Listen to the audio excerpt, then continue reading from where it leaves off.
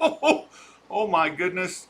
It looks like the stream started streaming right away. Then I hear I've been sitting just messing on the computer and not talking. So good morning. Good morning. It's 121 days until Christmas 2020.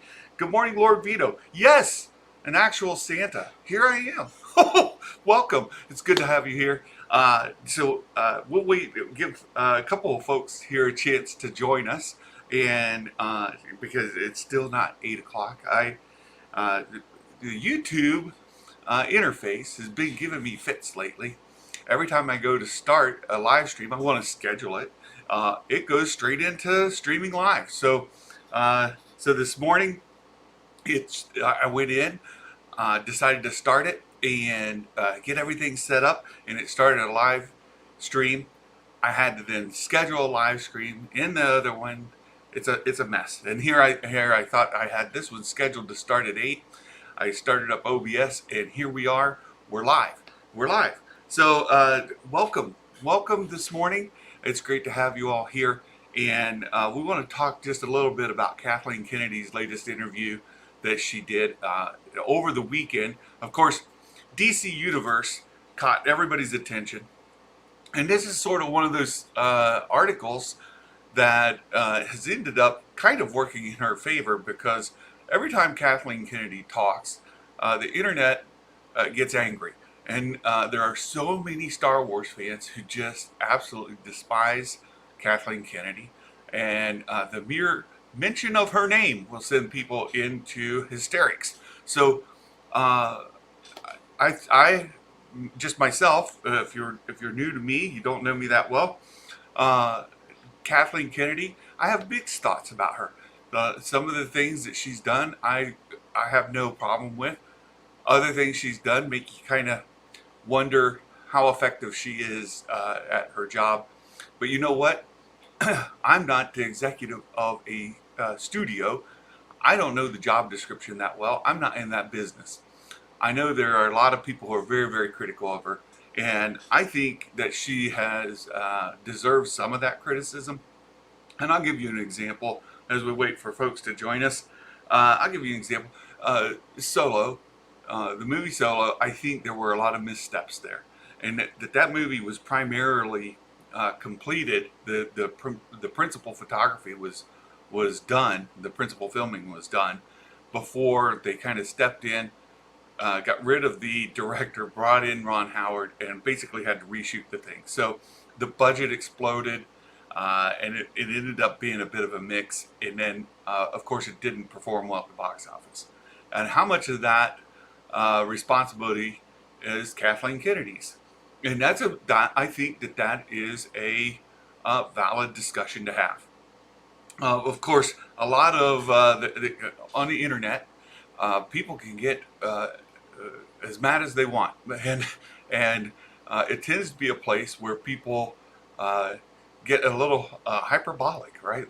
They kind of go into these excesses, and they really ignite these fires. And when you get really, really angry, you put a lot of hate content out there, it gets views.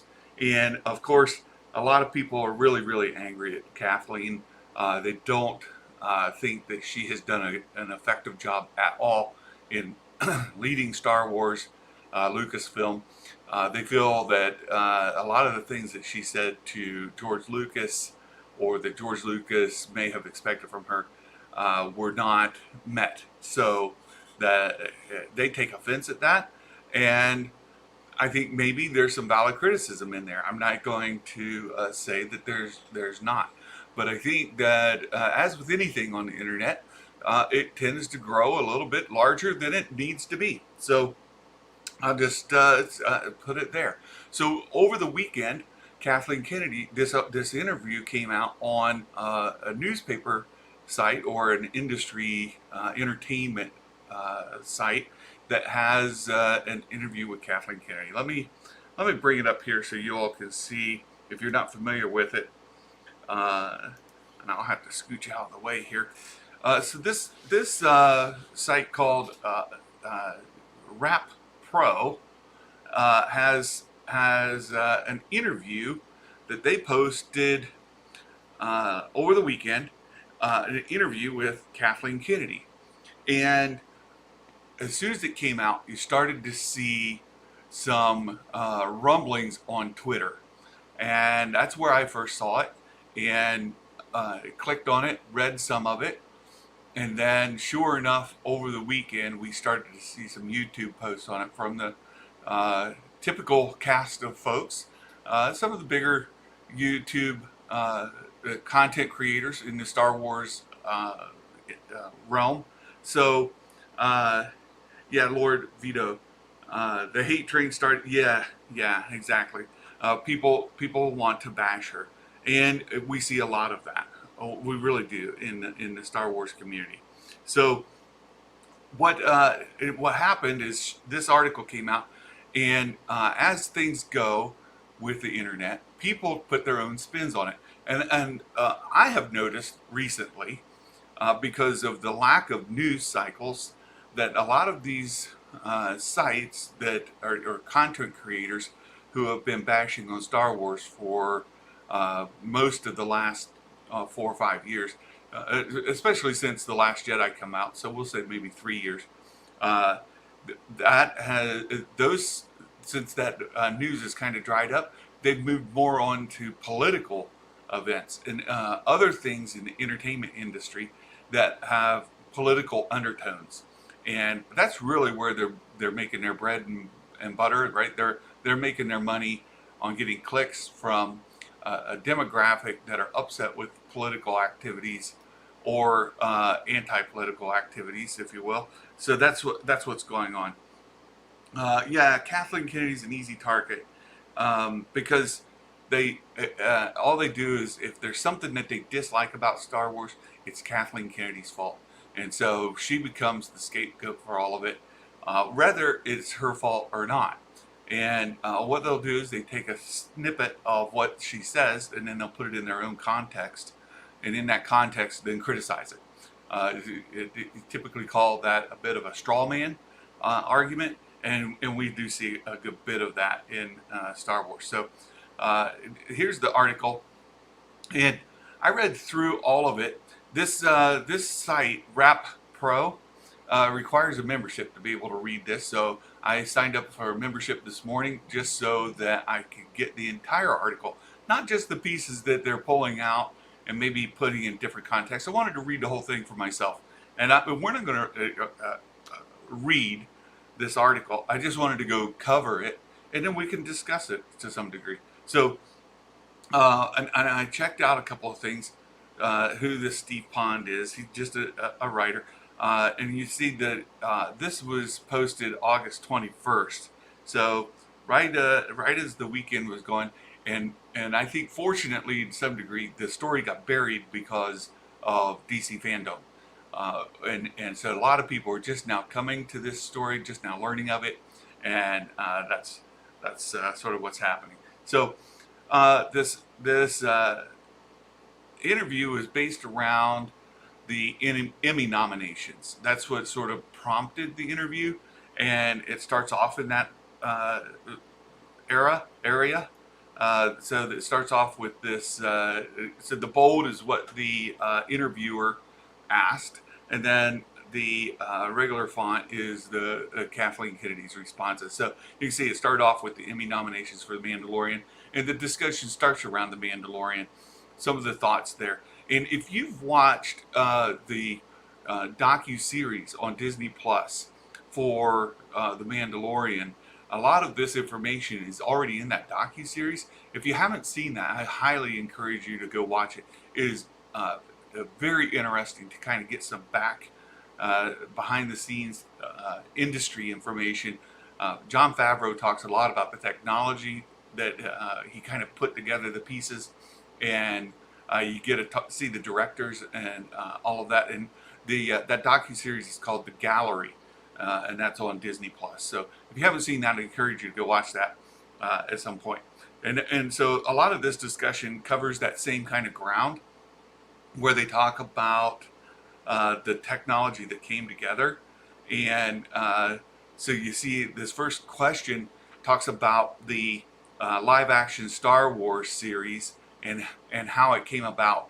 And it's because of Disney Plus. The platform is really what gave them the ability to create the series. And then she talks a lot about Jon Favreau coming off of the Jungle Book, The Lion King, the game engine technology that he had used, and some of the other things he was using in those productions. So that's where that goes, and it talks about the technology there. Again, the best place to get this information is in that gallery docuseries. It's a fantastic series. So she talks a lot about that. This isn't the part that got everybody upset yet. This is just covering old ground.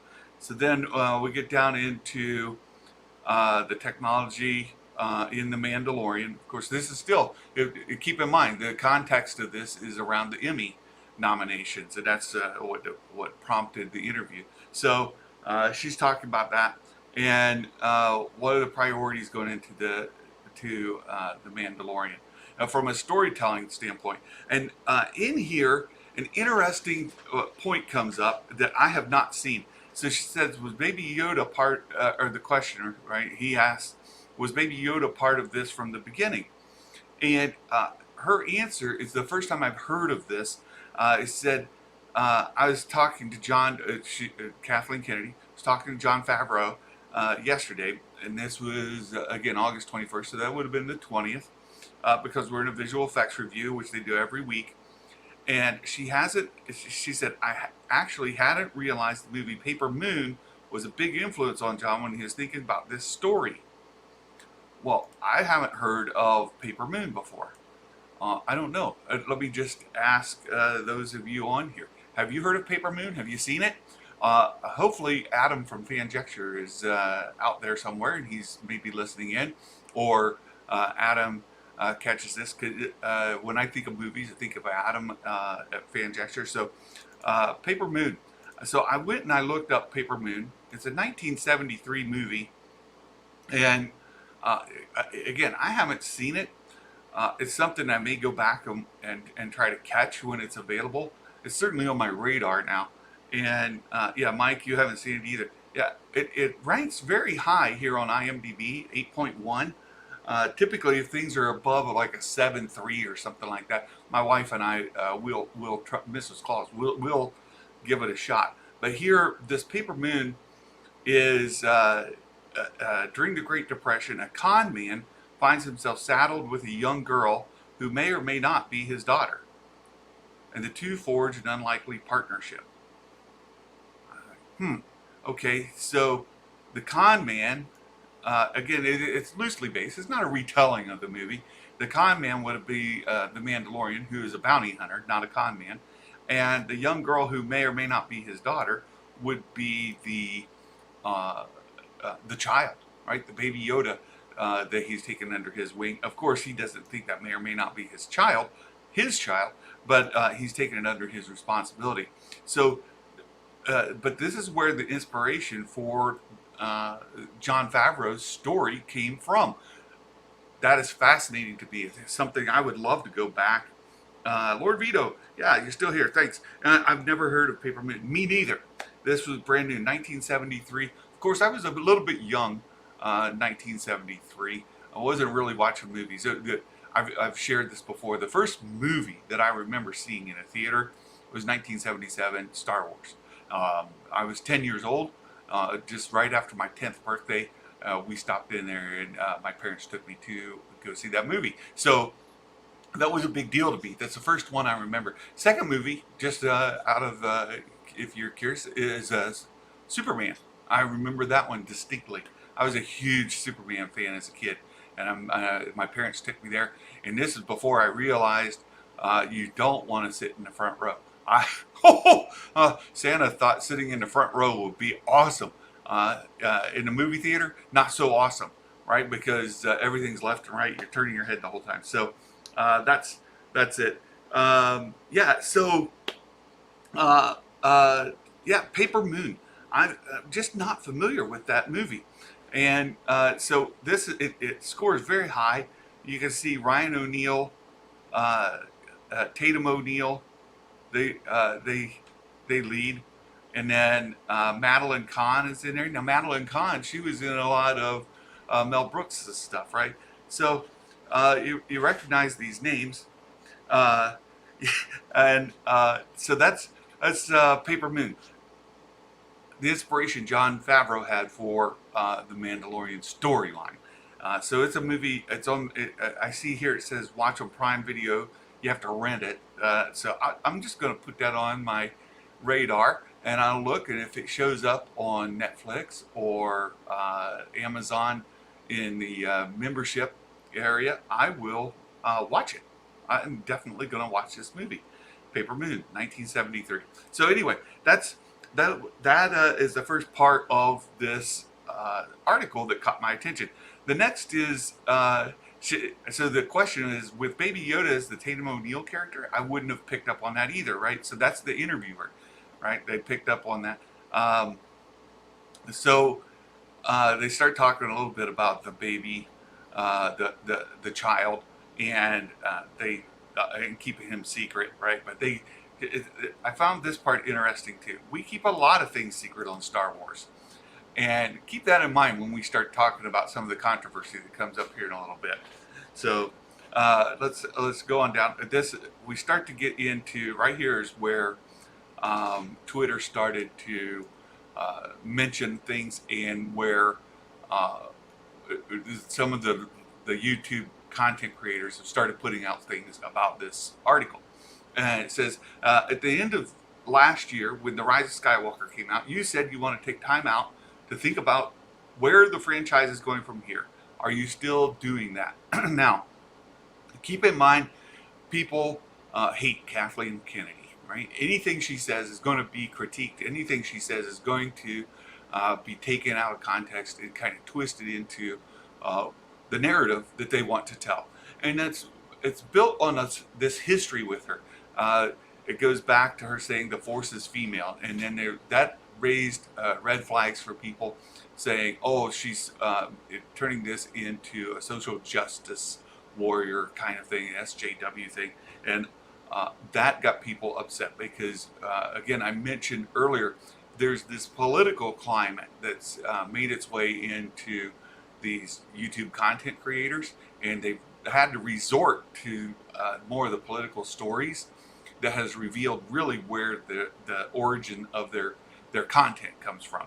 And I've shared here before, this isn't a secret, I'm a conservative leaning, I've been a political in my own ideology. I'm more of a conservative political ideology, and certainly a fundamental Christian is where I would characterize a Bible believing Christian. So that's just me personally.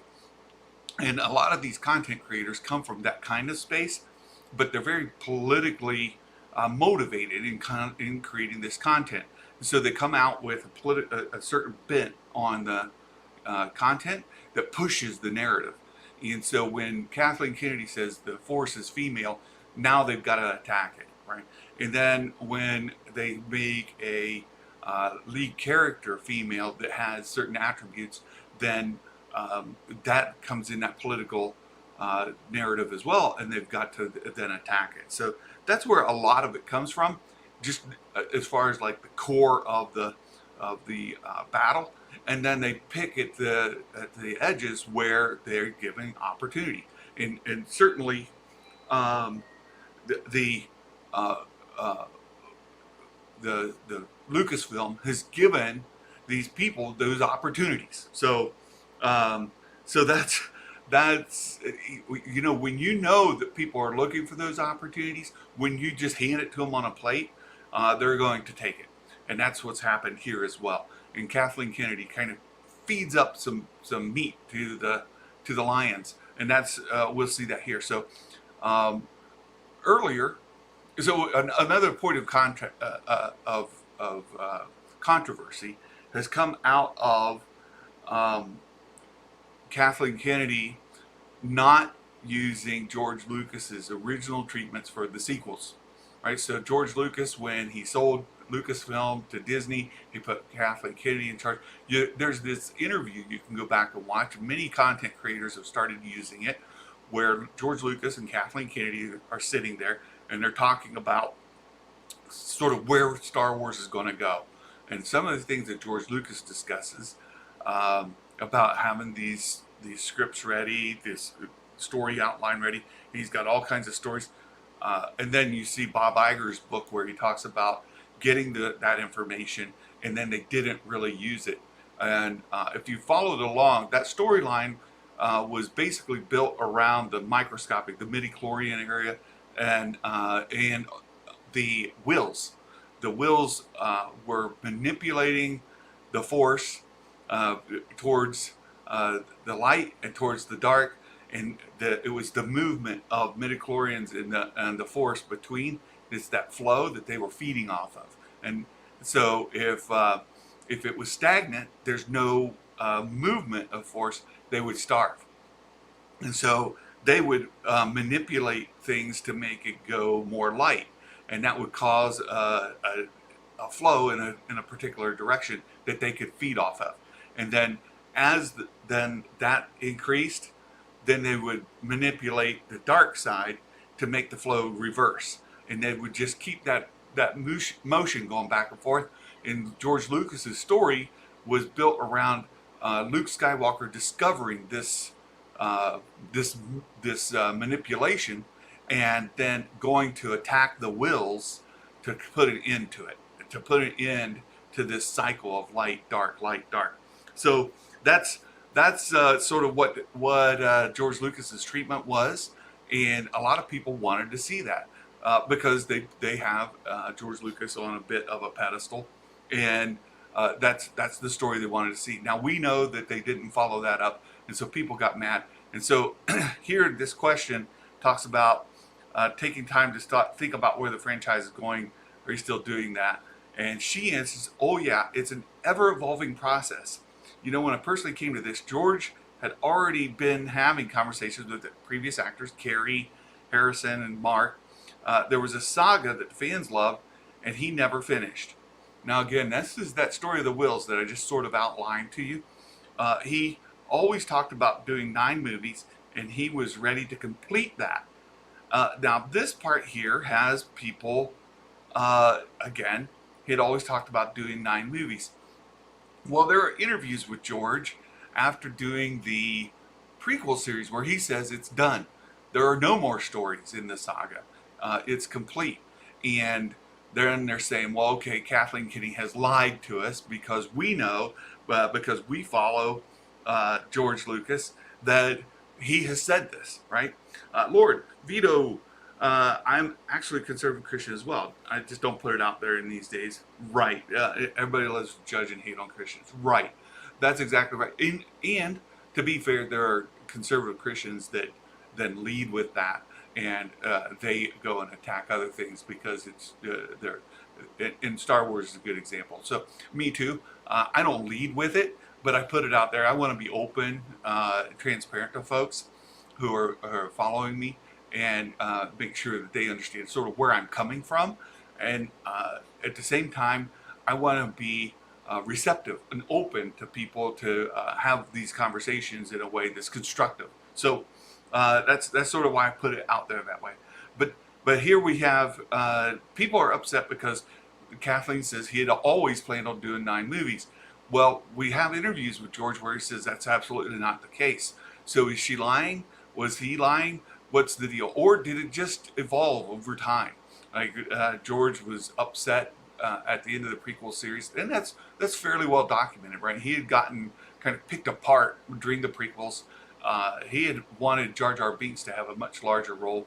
The Phantom Menace was his favorite movie, and he wanted to build on that. And the fans' reaction to Jar Jar Binks was so negative that he had to kind of scale back Jar Jar's role in the prequels. And then fans still attacked when Attack of the Clones came out, and he really became jaded with the fans, and it's fairly well documented. And then, of course, the counter to that is, well, then he created with his own money in many ways the the animated series on the Clone Wars. And if he was so jaded, why did he create that? Well, there's the movie franchise, and then there's the television series. And television series gets far less criticism than movies, and that's just the way it is, because we don't have this high expectation of this super blockbuster that's going to build the franchise. So the animated series prior to that, if you go back into the 80s, you'll see the droids, and you'll find the Ewoks animated series. They're terrible. They're absolutely terrible. And but they were made for kids, and people aren't like it ruined Star Wars, or that it somehow broke the canon, or anything like that. So animated series, he was able to explore more and build his story more, because it wasn't getting that same sort of criticism. There's still criticism, don't get me wrong. A lot of people hated Ahsoka when he first introduced her.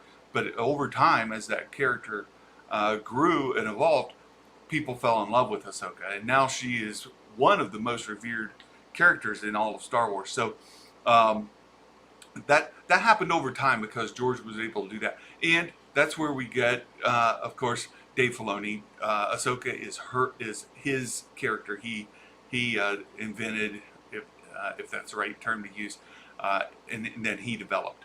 And there's all kinds of backstory with her. I don't want to divert too far, but just to bring out that Star Wars, as Kathleen Kennedy mentioned earlier, it's always been secretive, and they're very secretive about a lot of things.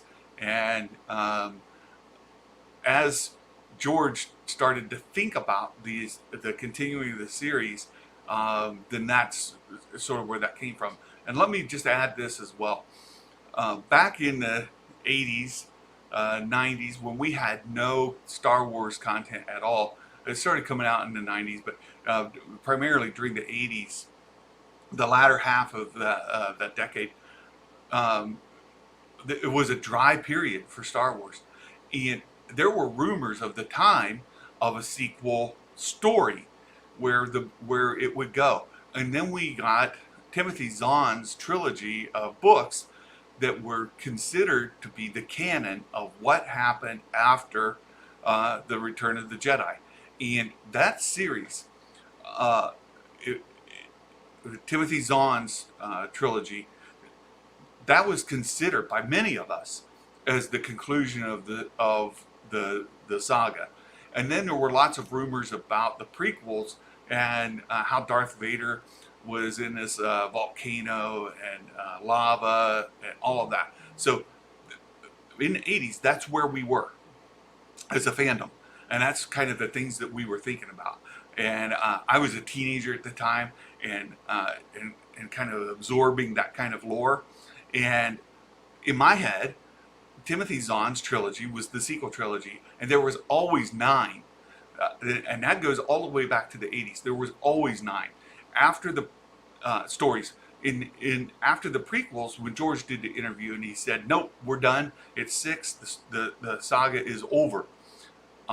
Then when, of course, you get the prequel era fans, that becomes the locked-in piece. Then that's their experience. That's what they know. And now Kathleen Kennedy comes along, and she says he was always talking about doing 9 movies, and he was ready to complete that. I think that's just George ebbing and flowing, right? He changes his mind over time, and the story is in his head, and it's evolving. And after the prequels and all of that, he was done. He was angry, hurt, and just tired of it.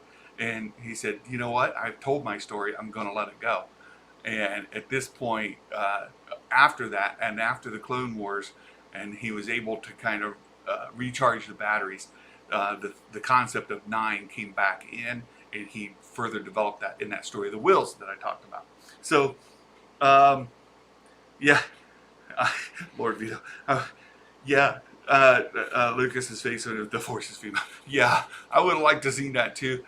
Um, we know that George has been a bit upset with the handling of Star Wars, but I don't know that he's as upset as some of the fans are who are creating YouTube content. Let's be honest. I think he's more supportive, and if you watch more interviews and you see more, he is generally supportive. You also see him on sets of all the movies and The Mandalorian. He shows up. He's been an advisor. He's been around. He's hanging around. He's kind of there. And they're not doing everything in a vacuum completely without him and against his thoughts. They certainly aren't necessarily beholden to them, and he's not leading, and he's not telling his story, and that's what has folks upset. So anyway, so this is the first part that got people upset with Kathleen, is talking about always doing 9, and did he? And so we've talked about that. And so she comes back here and she says, and now we're stepping back. Stories have been told within this universe over the last 40 odd years. And there's now realization that this is a mythology that so here we go. There's now the realization, remember that, that this mythology actually spans about 25,000 years when you start to look at the different stories what have been told, whether it's in books or games. Again, there's an interview that goes before this in the larger context when Kathleen Kennedy says, well, we don't have all these books to draw from stories. We're just developing as we go. Oh boy, our EU fans got upset because they've been reading, and I've been reading these novels. I mentioned Timothy Zahn's novels back in the 80s and 90s when I was a teenager and developing in my early 20s. So, hey, Trinity. Oh, good morning. Good to see you, my friend. So I mentioned those novels back when I was younger. So those EU novels have been there. So have the comics. They've been there in the video games. And when Kathleen Kennedy said, we don't have books and things to draw from, people are like, hold on a minute there, time out. We have lots of this stuff. Just because you don't know it doesn't mean it doesn't exist. And who are you to be leading Star Wars if you don't know that it exists? Well, boy, they got upset. Boy, oh boy, that got people angry at Kathleen Kennedy. And so following those statements, that's really drawn a lot of ire of fans, especially fans of the EU. And when they made the extended universe, all those stories into legends, boy, people were not happy. And they said, why did you just throw out the whole thing? Why didn't you pick and choose? And then they start to talk about Star Wars lore. And boy, I've been hit with this as well. When I get on some Discord groups and I start talking about Star Wars, some people attack me because I am not as deep in lore as they are. And then they discredit me. Well, you're not as big a fan as me because I know lore more than you. And then that makes all of your opinions null and void because you don't know as much as them. And we end up with the gatekeeping stuff that goes on. Oh, good morning, Harvey. Welcome. Glad to have you here. So we're, and I mentioned, I'm familiar with these novels going back into the 80s, 90s. Santa is not brand new to Star Wars.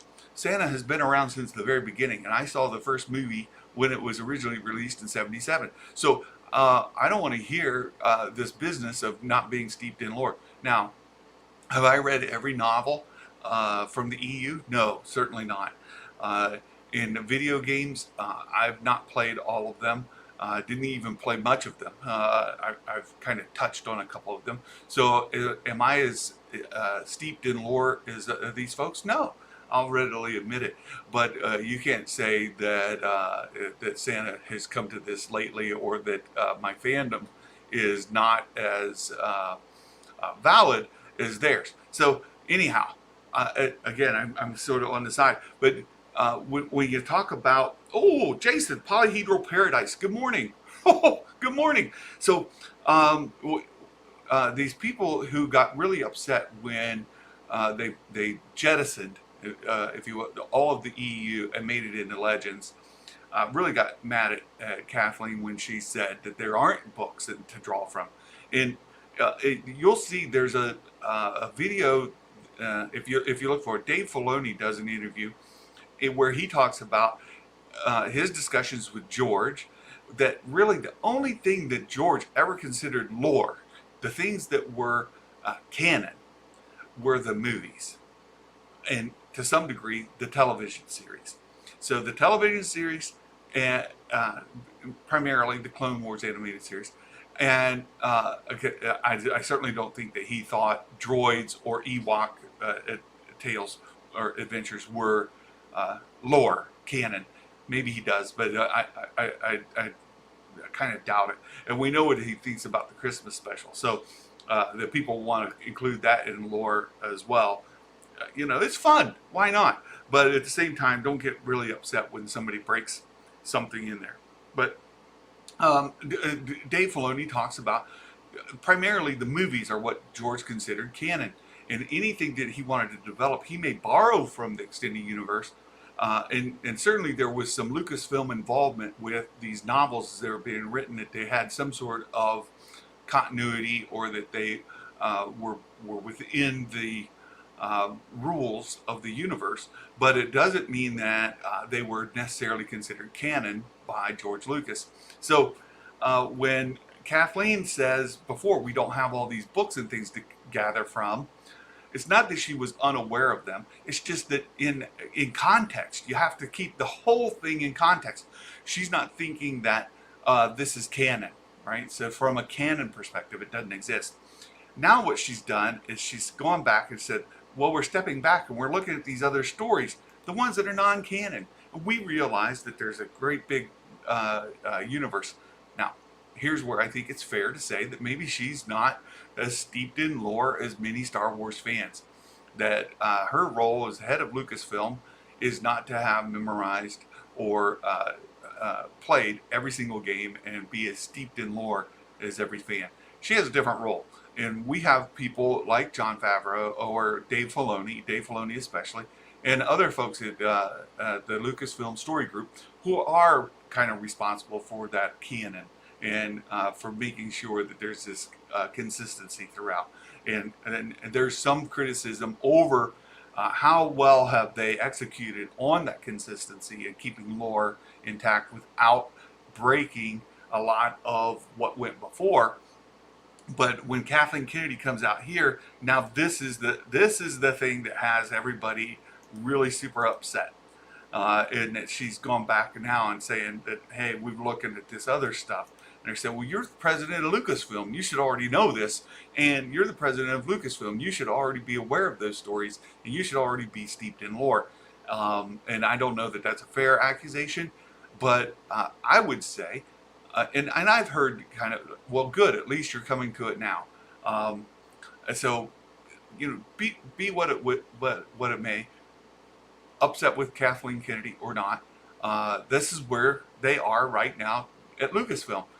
Kind of interesting to know. And I heard somebody mention the other day that maybe what they could do is go back into a lot of this stuff that is now classified as legends and pull it out, put it back into the EU or into extended universe, and bring it back into canon and tell those stories that that a lot of fans hold beloved. My concern is if you bring that stuff in and you treat a character any differently than they were in those novels, that those fans that are super invested in those characters emotionally and from their own history, they will get super upset that you have changed some aspect of that character and broken the story for them. So I worry about that. I don't know that that's a really good idea, but I do think it's kind of interesting that they're going back and looking at the entire breadth of content that has gone before, the legends, the EU stuff, and they're trying to figure out where are we going from here. And it kind of explains some of starts and stops that they've had recently with the movies, and I think that here's again where Kathleen Kennedy does deserve some criticism. They haven't had a clear path, and Mike, you're touching on a really good point here, because I do think, as you mentioned here, Feige is steeped in lore with the MCU, and Feige has been executing in the MCU what people want to see kind of executed in the Star Wars, right? How come Star Wars can't be as big as Marvel properties when you started off with a better IP than Marvel had, and you've mismanaged your IP to a degree where you now fall under Marvel as far as general popularity. Marvel is much bigger globally, and that's evidenced in lots of different metrics than Star Wars. And that's where, again, criticism comes back to Kathleen Kennedy, and a lot of the hatred, a lot of the venom that's kind of spewed out there comes from. So, yeah, I think that there's some room to criticize her. But I also, reading this, find it very interesting that that's where they are, and that's what they're looking at. So you get into the next question. I want to keep moving here, so just so we can get all the way through. The next question says, the lines between film and television are obviously blurring. This is interesting. It's something that we've talked a lot about in Adam's channel, in Fanjaxer's channel. Where is the future of cinematic releases? Where's the future of cinema, theaters? And with the volume, again, go back to that docu-series, The Gallery, about the Mandalorian. You see all this technology that's mentioned in this article as well. And where the Mandalorian's production quality has come up quite significantly to narrow the gap between what you see in live action television series versus theatrical release. And as that comes up further, and as we get that gap reduced, then it's going to blur those lines even further. You're going to start to see, I think, some convergence in that space. If you get production costs down, you get production quality up, then you start to get into that space where you really blur those lines together. And that's what they say here, that yeah, there's evidence that those are coming together. And this is interesting as well. She says, the ability to be very character driven with extended storytelling and connected storytelling, that space offers us great opportunity to do that. And I think that's what a lot of Star Wars fans want. They want to see character driven stories. They want to see character development, and they want to consume that kind of content. And that's why I think it's good that for the next few years, we see a majority of Star Wars projects focused in the Disney Plus space in series. And it's not in this portion of the article, but she also mentions at one point they ask her about the Obi-Wan project that's going on, and she does mention that that is in a limited series. So so we go back. There was some rumor. Josh at the Den of Nerds talked about there was rumor of it going back into a movie. There's been some speculation. Where are they on the Obi-Wan series? Is it going to be a movie? Is it going to be a series? Kathleen Kennedy reaffirms that it is a series. It's a limited run series. And so we're only expecting one season of a limited, maybe 8 episode kind of thing, maybe 6 episode kind of thing, where that story is going to be told. And it's the movie that's being put into that space. Mike, let's read your comment here. It's sad in fandom. You always feel like they're messing with your childhood. Yeah, in actuality, they're telling a different story than you want. It's like that with comics sometimes. Yeah, and you have to go with it. That's absolutely true, Mike. And it's one of the things that just, it's something that I keep bringing up. I would love to see the movie that I got to see in 1977. I would love to be able to share with my children the experience that I had in 1977. I would love to be able to relive those memories that I had as a child. But George Lucas has changed those movies in many ways to the better. I'm not going to argue that. In many ways to the better. They've cleaned things up and they've improved it. Um, and some of the special effects are much better. But I can't go back and relive that except in my memory. I don't have the movie available to me in my collection because I can't buy it. Now, I can go out there and consume it online, right? You can pretty much consume anything online, but that's not available to me. And I can't share it with my kids. And this is what I remember. And we can laugh at some of the things that were in there, and we can kind of make fun of some of the things that were in there because they weren't as clean or polished as they then became. But anyway, that would be great. And I'm still mad about McClunky. Why he had to mess with it again. It just makes me crazy. And I'm convinced if you keep letting George Lucas have access to the original trilogy, he will keep changing it. Just because his thoughts change over time. He wants to tweak with it. He can't leave it alone. It's an artist that can't stop touching up a painting or a drawing. That's George Lucas in the original trilogy. He can't quit touching it. So anyway, so I think this is what fans do want. They want to see character-driven stories, extended storytelling, and connected storytelling. She is absolutely right here. And this is kind of getting ignored by a lot of the YouTube content creators. This is absolutely true. And I think it's why Lucasfilm, especially Star Wars, has been extremely fortunate in this era, in this time period that we are in 2020, that they're kind of in the exact sweet spot they need to be in. And that comes up here in a little bit, and we'll just talk a little bit now about the next piece of controversy, because again, as I mentioned earlier, a lot of the controversy comes from a political core that then takes opportunity to attack the things that challenge their political ideology. And here we go again. The record number of women directors. As soon as you say that, then the red flags go up. Women directors nominated for Emmys this year, and 3 of the 8 episodes were directed by a woman. Is that a priority? Now we start to get back into the social justice warrior argument and people who are losing their minds because there's social activism and political activism in Star Wars. Shocker, political activism in Star Wars. What?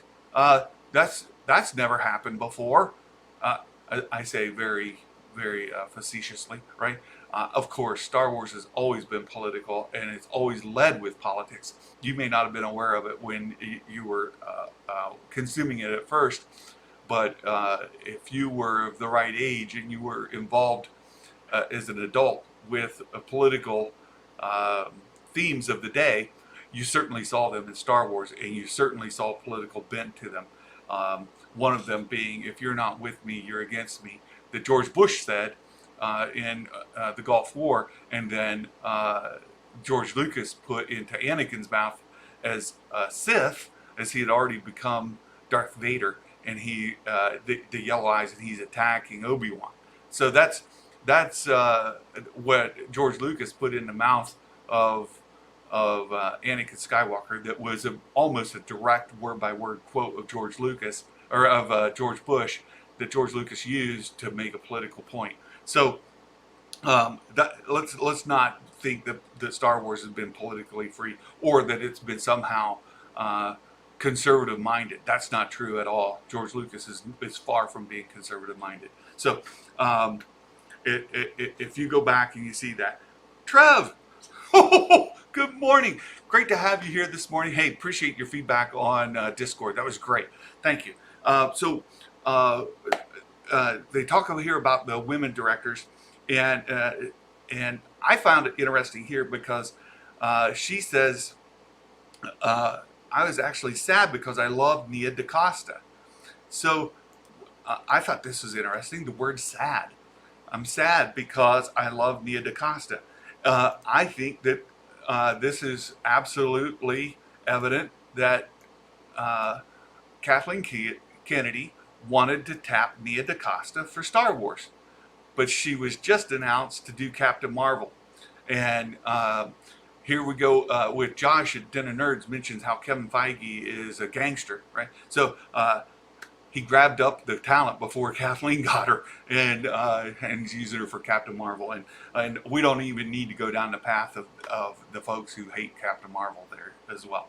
So so there you go. She mentions that, and this again, YouTube content creators are going on about the social justice aspect of Kathleen Kennedy, and certainly the kind of television being made now is going to give many people an opportunity to direct more, and so there's something about that. Here, this is the other part where we talk about how Star Wars, Lucasfilm, just hit the sweet spot, and as this came into play. So the question is, you finished the second season of The Mandalorian right under the wire before shutdown. And Kathleen says, literally 5 days, and then the country went down. So they just finished the shooting of the second season 5 days before the country shut down. And then they didn't wait to finish post-production, even though things started to get shut down. She says the IT department and ILM had everybody up and running to work remotely within a week. So they were on it right away. And then they continued from home, working on the cutting and the visual effects and all of that remotely. So we are fortunate in Lucasfilm space, and we see a little bit of friendly competition within Disney between grabbing directors for Marvel and getting content out for Lucasfilm. Lucasfilm won this one, right? We have yet to get any Marvel content in Disney Plus, new content. So all of these Marvel series that are in the works, they did not get the same fortunate kind of fall that Lucasfilm did, because we have season 2 of Mandalorian coming up, and we're expecting a trailer to drop anytime. And here we have season 2. They finished the filming 5 days before. They got everybody up within a week, and the post production. So here we are, and they didn't really lose any time. So that's the article from Rap Pro that has caused so much controversy, and the controversy comes just from the statements that Kathleen Kennedy has made before, from the political standpoint that people are sensitive to, and when she kind of tees this thing up for them, they'll take the softball and they'll hit it, and that's what we see in the YouTube content creators right now. So let's just get caught up again. Let's make sure. Thank you so much for interacting with me this morning. Thanks for coming in, supporting the channel. I truly appreciate it. My subscribers keep kind of ticking up. I've created a new Twitter account for anybody that's here that hasn't followed that. So Star Wars Santa, you can find it at Star Wars _ Santa at Star Wars _ Santa in Twitter. You can find me there. I'll put it in the description here as well. And I'm trying to improve my Twitter game. Santa has not been very good on Twitter, and I appreciate as I mentioned, Trev gave me some good feedback this morning, and I want to improve that, and maybe get this stuff tied in a little bit tighter, and drive content both ways. So I appreciate that feedback, and the support is fantastic. This community is wonderful, and so next is Fan Gesture. His show this morning. Let me just see if I can get his link, and I'll put it in the comments here, so that you all can come over to Fan Gesture if you haven't followed him. And I want to ask him if he's seen Paper Moon. So if you're listening, Adam, I want to know, have you seen Paper Moon? Are you aware of it? And I'm excited to get an opportunity at some point to watch it and see what it's about, because I didn't know. And for those of you who are just getting here. Uh, Here we go. Let me put this here. That's a link to Fanjecture's stream this morning. I didn't know that Jon Favreau drew his inspiration for The Mandalorian from Paper Moon. So, Adam, if you're here, ears perk up.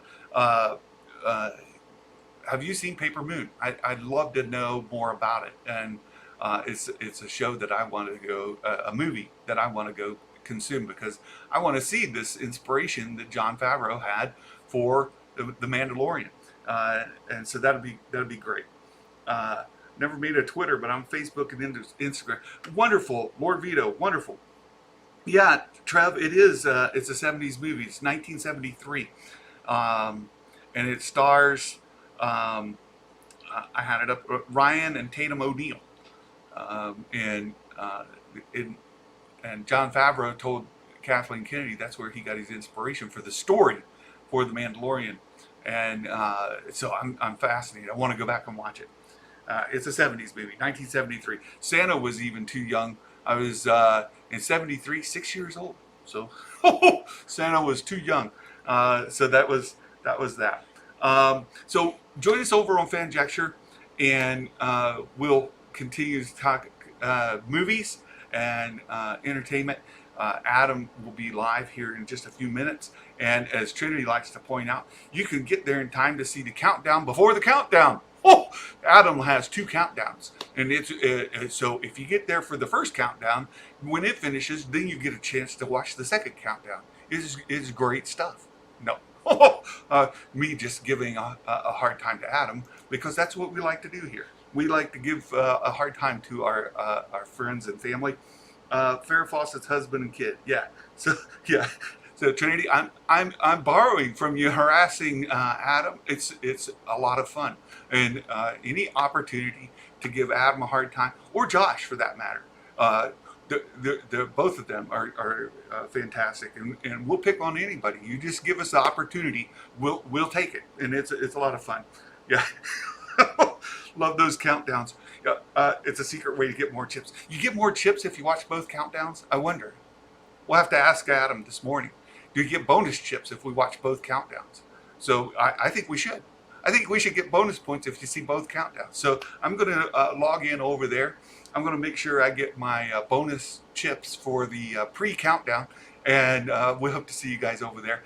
And until then, we'll see you again soon. Hopefully I'll be on here again tomorrow morning, and we can talk to some more Star Wars and have a great conversation. Thanks again for being here. Thanks for the conversation, and thanks for the support. Please put a like, subscribe, and if you would, share it on your own social media. It'd be great to have more people here in the discussion in the future. We'll see you soon. Merry Christmas, everybody. Bye-bye. See you soon.